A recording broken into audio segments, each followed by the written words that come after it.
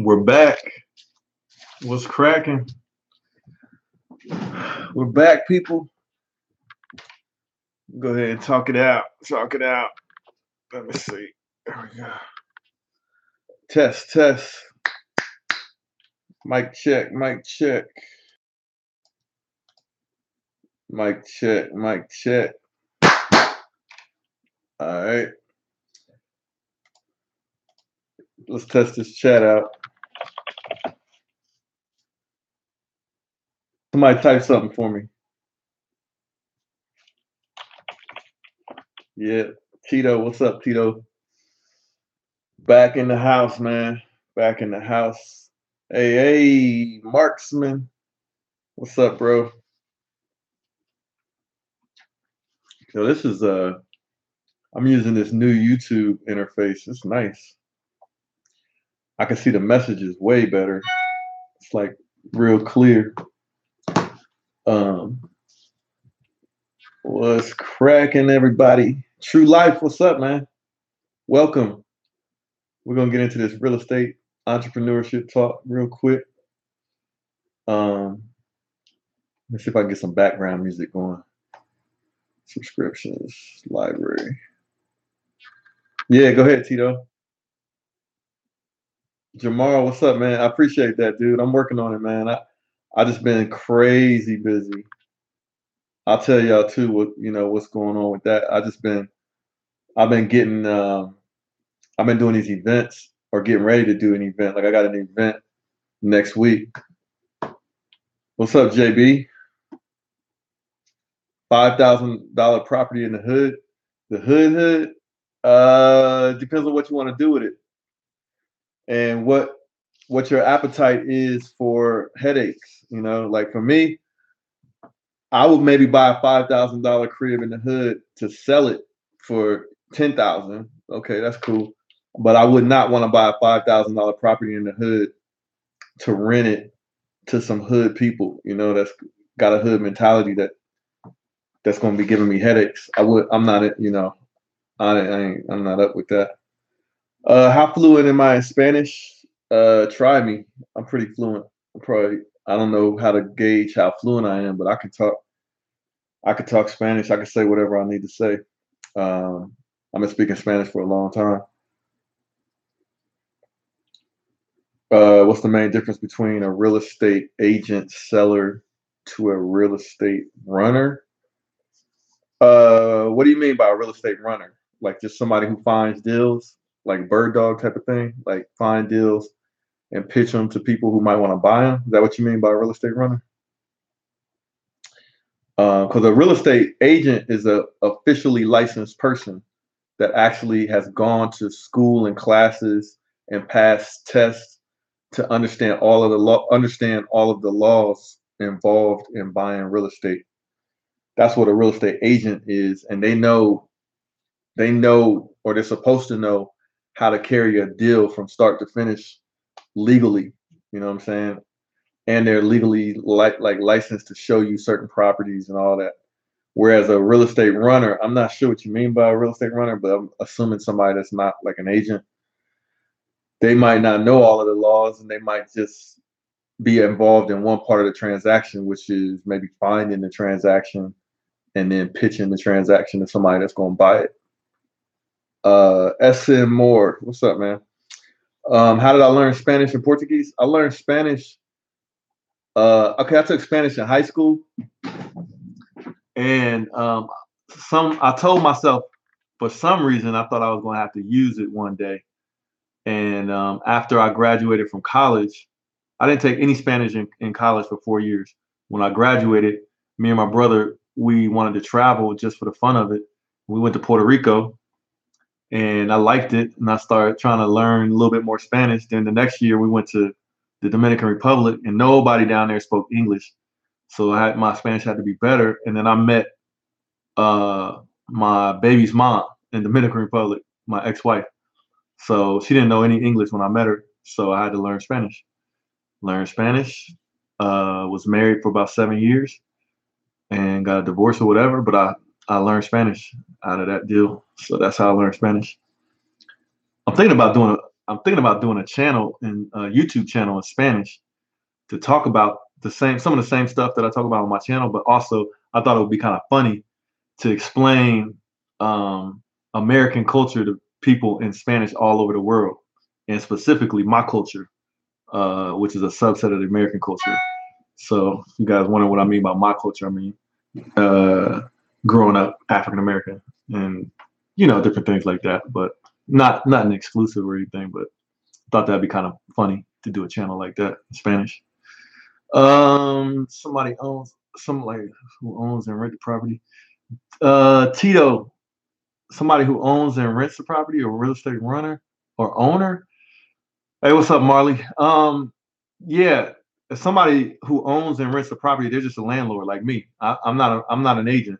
I don't have any license to legally, know all of the ins and outs of buying and selling real estate, but I can invest. So, like, if you're talking about an investor, anybody, can buy and sell real estate. But you need sometimes an agent. Like an agent is a person who knows how to list it on the MLS, who knows how to show it. They just know all of the legalities around everything, and they can step you through the process because there's different parts of the process that you might not know about, and that's where an agent comes in handy. Yep, yep. Jose Rivera. Hey, Will, what's your advice on buying properties out of state and what I suggested? You know what?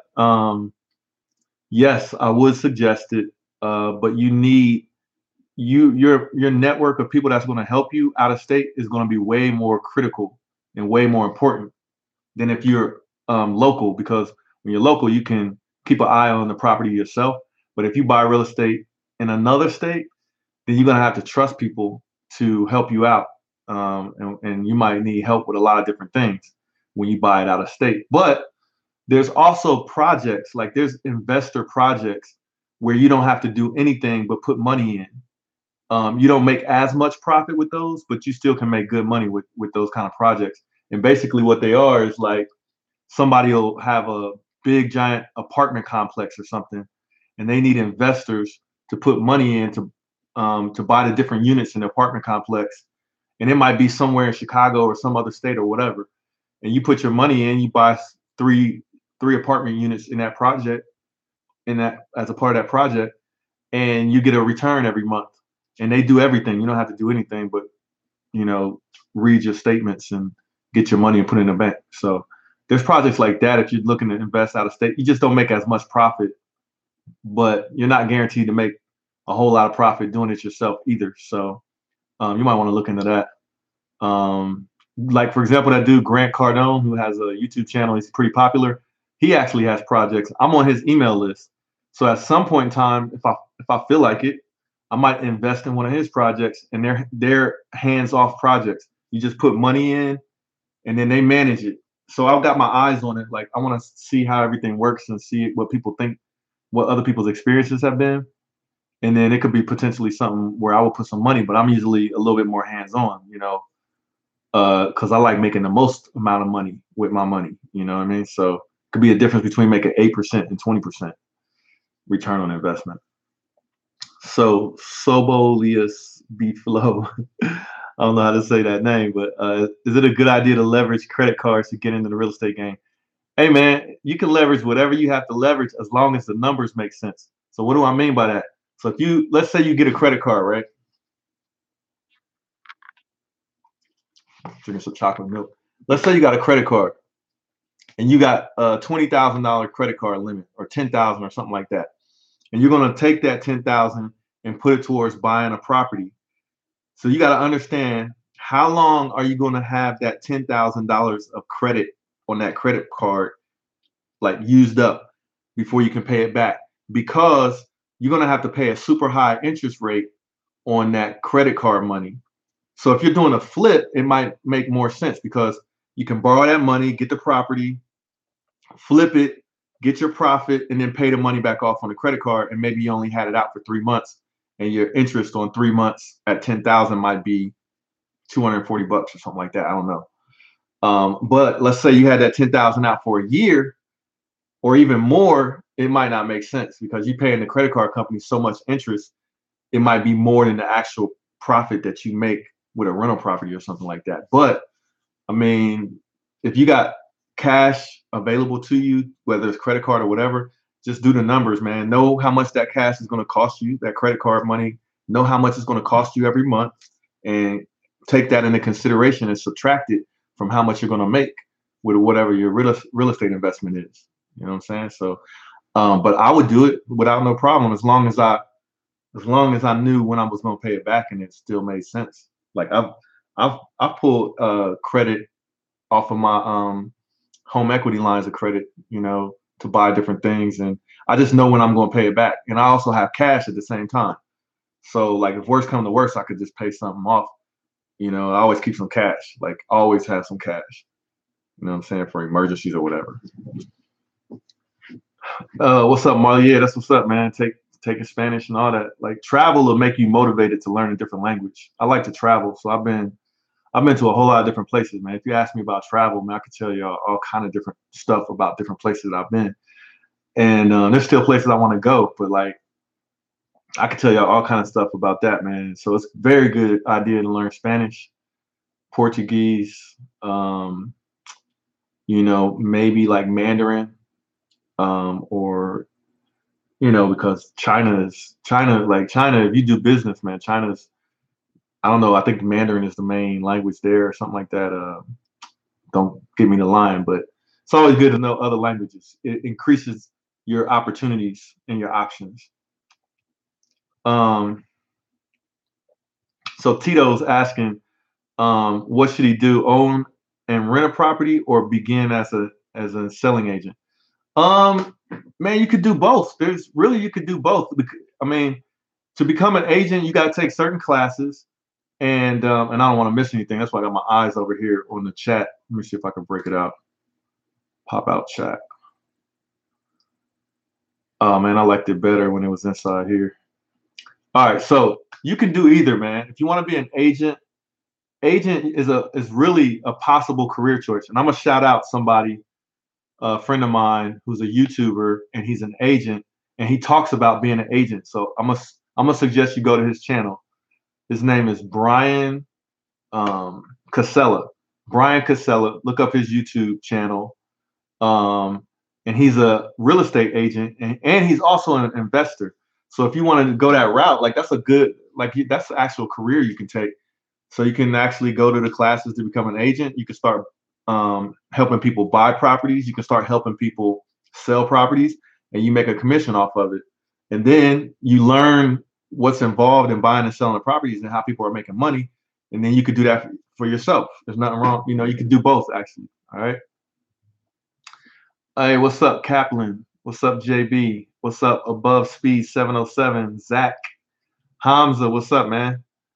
All right, so Marley asked, why is it so hard to find an investor-friendly agent?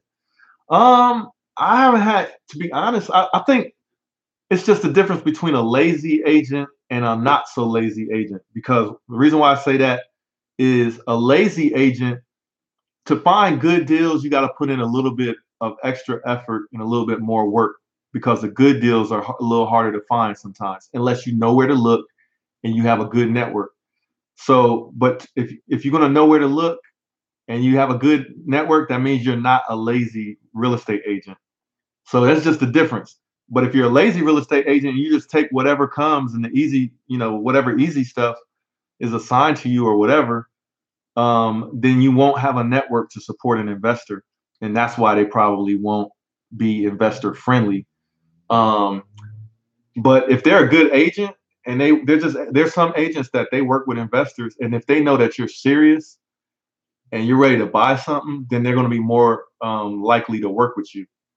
So, but if you have money, man, like if you have money or whatever, you have the means to buy some investment property, there are agents out there that will help you find it. But a smart agent doesn't like to waste a whole lot of their time, and sometimes they might think working with certain people is wasting their time.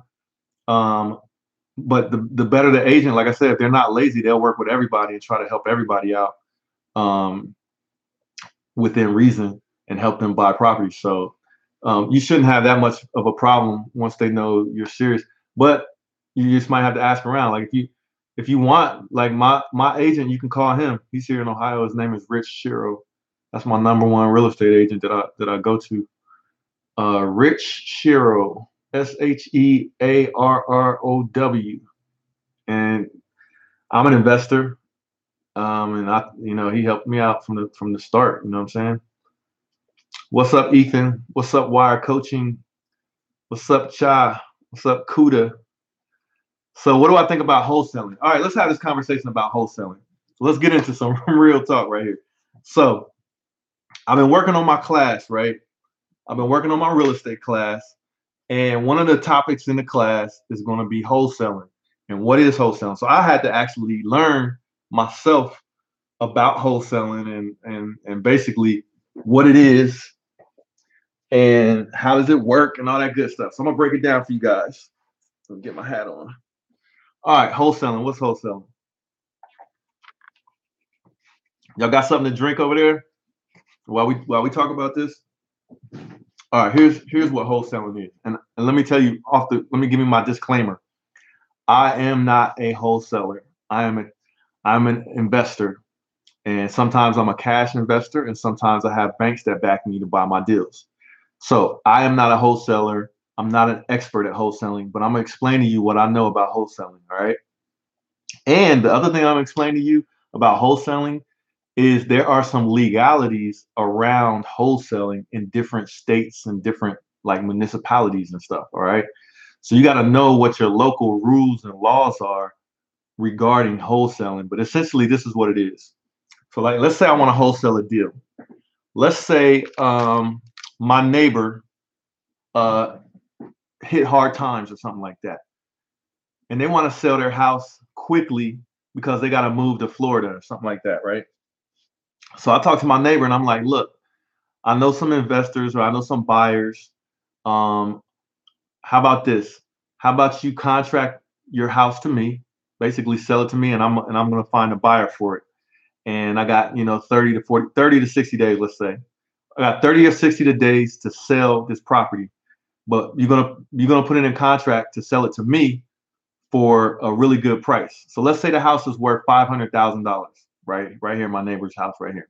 Let's say it's worth 500,000, but because he's hit a hard times or whatever, and he's got to move to Florida, he's gonna sell it to me for 425,000, right? So we do the contract, and it says I'm gonna buy the house for 425,000, and we're gonna close on it. And then that same day when we close on it, I'm gonna resell it to my, somebody in my network, right? We do that contract, then I have that house in contract.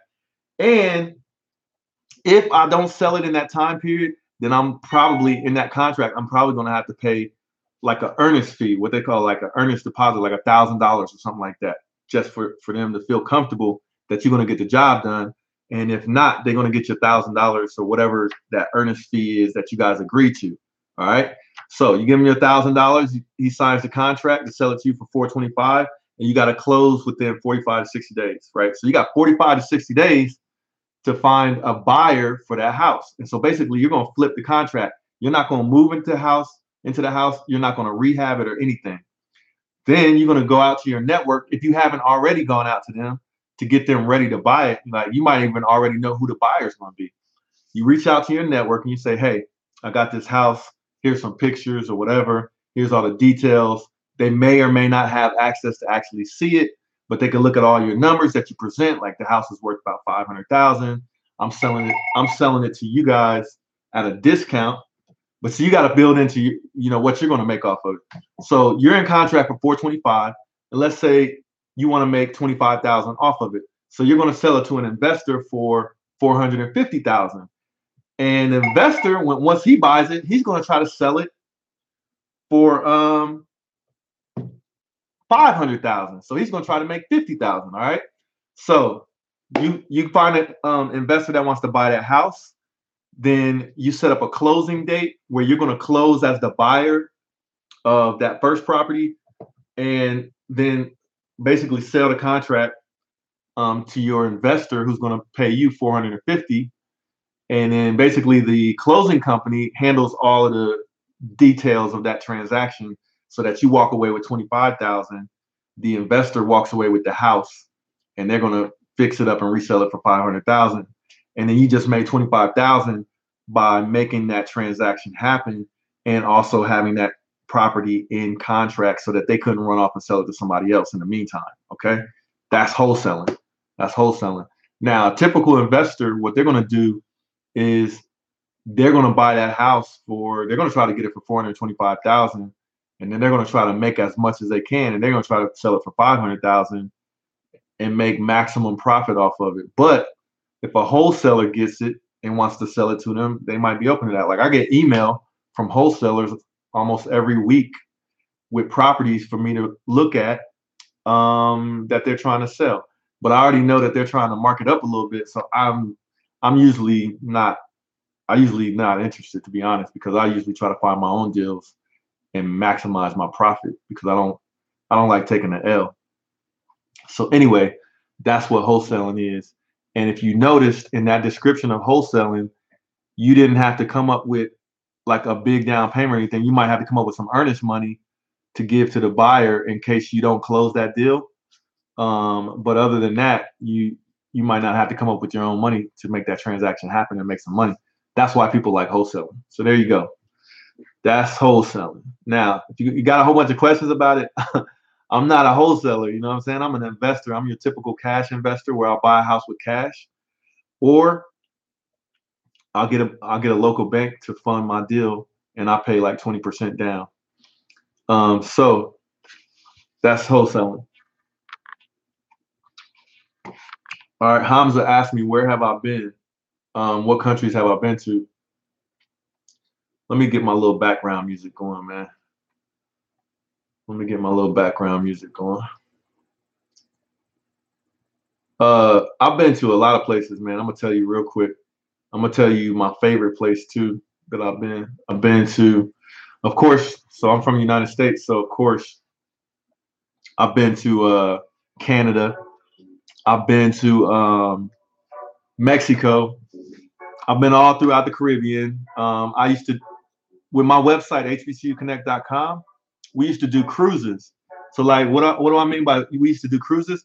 We would rent out like about 300 different rooms on a cruise ship, like Royal Caribbean or Carnival Cruise Lines or something like that, right? So I own one of the biggest social networks in the world, right? hbcuconnect.com. It's like well over 1 million people on there, and actually hundreds of millions of people have visited the website since I created it. So we used to run these cruises where we would get like 300 rooms on the cruise ship, and then we would invite people from our social network, to join us on the cruise. So we used to go all throughout the Caribbean, man. You name an island in the Caribbean, I've probably been there. Puerto Rico, the Bahamas. My family's from the Bahamas, so I've been down there for family reunions and stuff.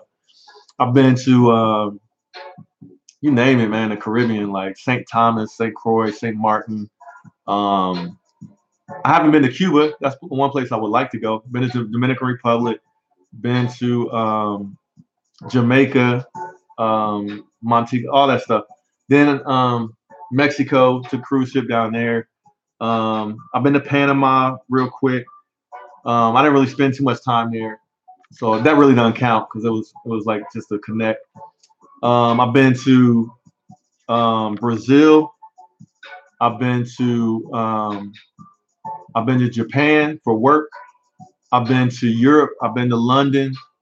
I've been to Spain, and then I've been to Colombia. And so been a lot of places, man. Been a lot of places. Hey, GSH everything, man. Thanks for the super chat, bro. Thanks, man. I appreciate that. Let me know if you got a question. So anyway, those are some of the places I've been. Of all of those places, I would have to say probably my favorite place is Colombia. It's real relaxing. It's an underrated place. A lot of people think it's dangerous down there. They think it's drug infested and all that. And I've been down there in different parts, man. I never had any problems. And people are nice and friendly. I got a brother that lives there in Colombia, and that's one of my favorite places. So anyway, the house is paid for. What is the ratio to take out against it to invest in the flip? Do you mean like a rehab? How much money should you pull out? If that's what you're asking, the minimum that you can get away with to make it nice so that you can flip it. I don't know if there's a set percentage because different houses have different prices and stuff, and different amount of rehab that has to be done. But you might have to restate that question because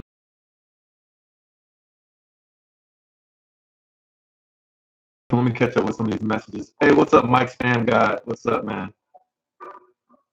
I appreciate it, bro. Um, what's crack, Luis Reyes? ¿Cómo estás? So LD said, "Hey, Will, love your videos. I was wondering what a comfortable income is to own a Lamborghini." All right, what is a comfortable income for you to own a Lambo? Um, for me, it's two things. It's not just the income. It's also how much money you have saved up. What is your net worth? You know what I'm saying? So for me, my first Lamborghini was a Gallardo. It's $100,000 car. I probably, from an income perspective, the car payment on that car on that Gallardo was like $1,000 or $1,100 a month, right?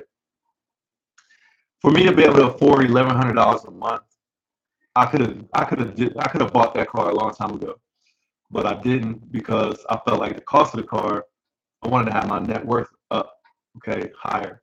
So to afford $1,100 a month, you got to look at all your expenses, um, and see, how much money you're going to be saving every month, all that good stuff. So for me, like to support $1,100 a month car payment, let's say you got a $2,000 a month mortgage, so that's $3,000. You got your expenses and stuff, that's another thousand, that's 4,000. Whatever, right? You got to have some money left over to play with. That's 5,000. Now, how much more money do you want to have coming in that you can put away into some kind of investment or savings, right? So I would say double that. So probably 10,000. So maybe like for a person like me, I want $10,000 a month after taxes coming in, where I can buy my toy car or whatever, pay my bills and stuff, and then still have some money left over to play with. But for me, I needed more than that. I needed, on top of the income, I also wanted to have investments because I don't want to be one of those people that owns a Lambo and I don't even own my house or I don't even own one house. I didn't want that. That is, to me, that doesn't make sense. You got to have, first things first, have some type of investment so that you don't look stupid when your money's not right, your income slows down, and then you got to get rid of the Lambo, and you don't even have a house or something. So for me, I wanted to have a whole bunch of real estate. So for me, I had, I got, before I bought my Lambo, I had over 20 properties, real estate properties before I got my Lambo. And my net worth was, good. I don't like to say what my net worth is because I don't want it to seem like I'm trying to show off or anything like that. So for some people it might be a little bit, some people it might be a lot, but that's not even my point. My point is just be healthy, be financially healthy. And if you had to pay off the Lambo in cash, are you going to be hurt? Are you going to be struggling? If the answer is no, then you're probably okay. If the answer is yes, you're going to be hurt and struggling, then you probably not at the right. You probably don't got enough money saved up. Your net worth is probably not looking healthy. So you should have a lot of money saved and making you money. Like the money that I make off of real estate more than pays for all the cars and everything, all my expenses, just the real estate. And the real estate money is less than what my main company makes. Okay. So all the money that I'm making from my main company, I don't even have to spend any of it on myself. I just reinvest it and pay my people. I don't have to take no money from that. Right. So you just want to have your stuff together. And it took me some time to get my stuff to where it's like that. But I'm patient. I could have run out and bought a Lamborghini probably 10 years ago, but I didn't. I just took my time. So, everything within reason. All right. How can someone get real estate investing, no income, but have good credit? Uh, you could do wholesaling, which is what I just talked about. Um, you got good credit, but no income. Usually, banks like to see your income to trust you. You could use hard money. You can use a hard money lender. That's another option for you. Um, but all of that, like, I actually took time to research that stuff because every investor has a different story. My story is I had money saved up to get in the game from my other business. So I started a business, and when that business made money, I saved it. Then I invested in real estate. So that's how I got in. But other people have different stories. So I did research and I put that into the class because I'm not like an expert in everybody else's way of doing things. But I did the research for you, and it's going to be in the class, and I'm working on the class. I'm trying to finish it as soon as possible. So all of that kind of stuff will be in that. Now, if you want to know my experiences, then I can easily tell you that because that's what I did, and that's what I can tell you off the top of my head. But some of the other stuff that I did research on, I I've done videos and I'm saving them to put into the class and share all of that information with you. Oh man, we having problems with the sound. No. Dang, what is this? What is that? Let me see. Yeah, wholesaling is in the class. Is the sound still messed up? I don't know why it does that, man. We halfway into it.